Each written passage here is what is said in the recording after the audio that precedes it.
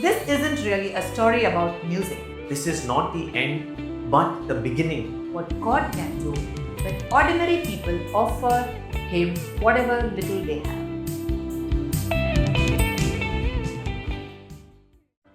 When people hear the name We Rejoice, some know us as a gospel band, others for the worship sessions, the teachings, or maybe they have discovered us through YouTube.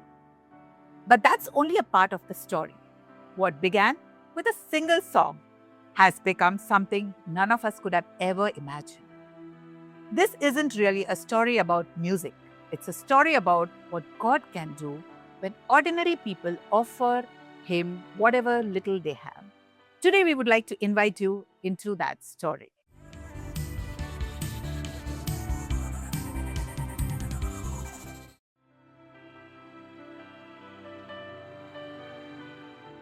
George, before we talk about how We Rejoice began, I want to start with a question I've heard so many people ask.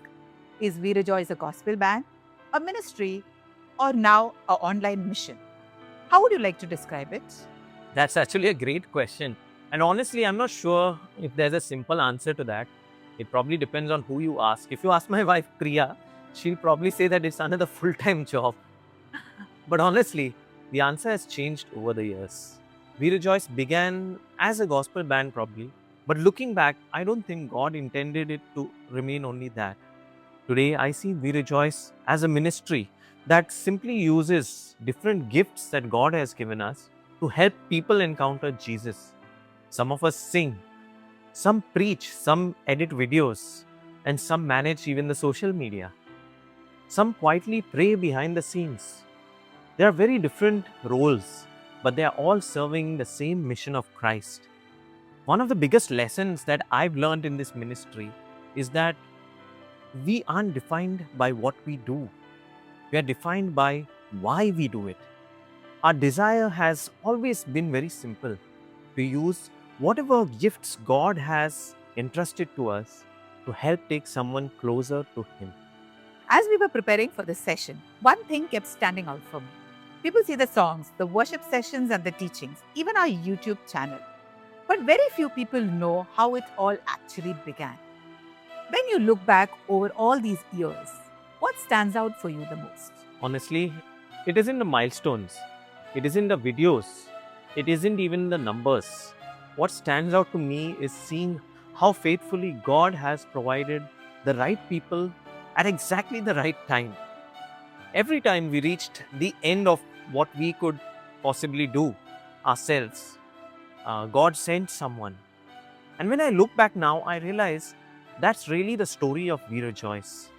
It may have started with just one song, but I don't think God was simply building a band.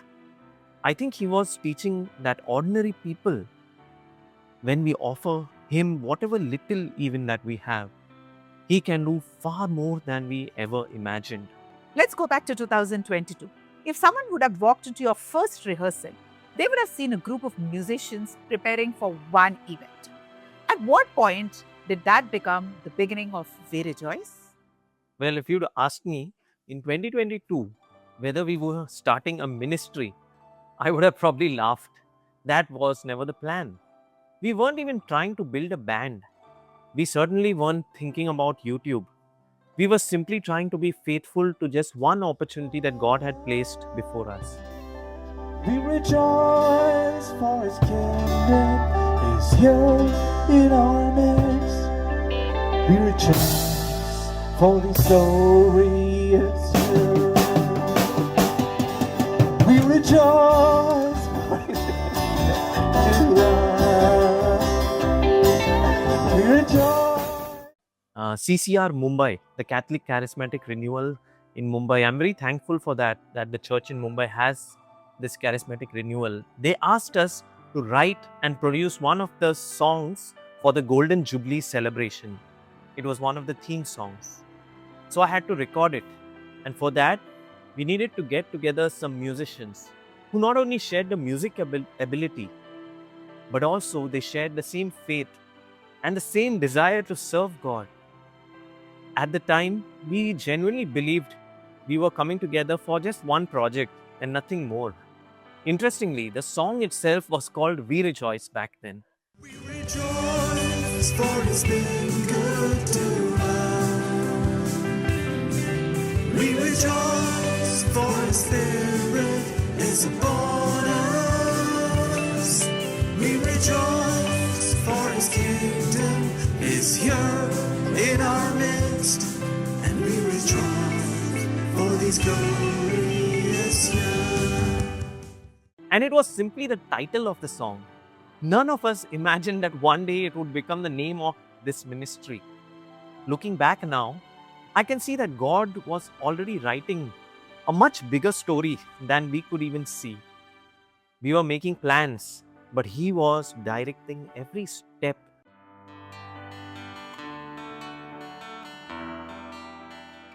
You mentioned earlier that there was this one moment when you realized that this might become really something big. Tell us more about that. Yes, I'll never forget it. It was one day before the Golden Jubilee celebration. We had planned one final rehearsal at a jam studio. Nothing stressful, it was just last practice to fine tune a few things and build confidence before leading praise and worship together for the very first time. And that too before nearly a crowd of 3,000 people. Then, around 6:30 that morning, one day before the event, my phone rang, waking me up from my sleep.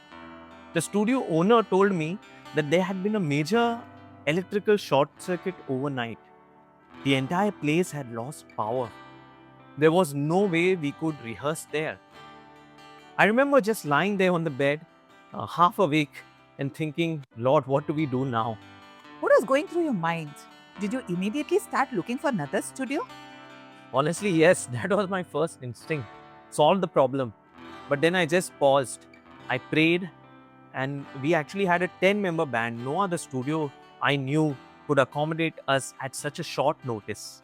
And even if one could, it would probably be too expensive for us. So instead of trying to control everything, I simply placed it before God.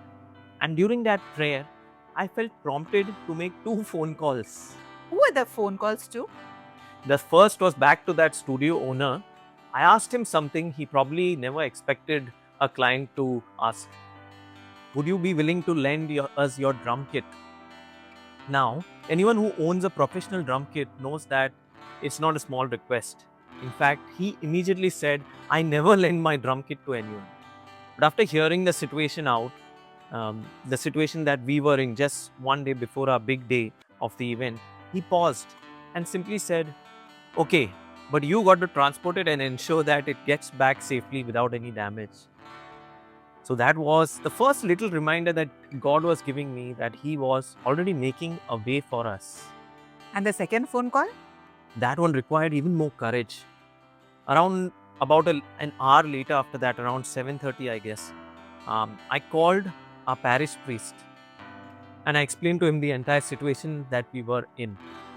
And I asked him, Father, would it be possible for us to rehearse in the parish hall? Honestly, I didn't expect him to say yes. We have a relatively small church building. An acoustic drum kit would echo through the entire building and even the priest's rooms. I even told him, Father, that probably we need to continue in the afternoon hours because we need to bring the drum kit, set it up, and all that would take time. But without hesitation, he actually really welcomed us. That would have been a huge relief, isn't it? It really was. So we transported the drum kit, set up our equipment, ran cables everywhere, and used whatever minimal speakers or setup that we had. Honestly, it wasn't ideal. It was far from ideal. The acoustics were poor. The glass windows reflected sound everywhere. We couldn't really hear ourselves clearly. But somehow we managed to practice. It didn't feel like a professional rehearsal, but we rehearsed anyway. Because at that point, our focus wasn't on having a perfect setup. It was simply on being faithful to what God had chosen us to do. Looking back today, do you think that interruption was actually a part of God's plan? Well, absolutely, yeah. Because God has planned something that wouldn't happen if we practiced in the studio.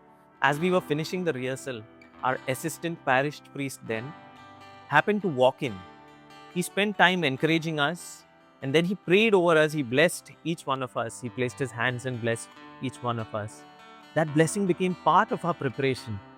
And it wouldn't have happened if we'd rehearsed in a studio where we originally planned. It's one of those moments when we realize that God is in full control. And as we ended that rehearsal, I remember praying something very simple. I told Lord, we have done everything we possibly can now, and the rest is in your hands. And during that prayer, that was the moment I got a very quiet conviction in my heart, just one sentence saying that this is not the end, but the beginning. I shared those words with the band members immediately. And at that time, none of us really understood what that meant. We thought we were preparing for one event, but God was preparing us for something much bigger.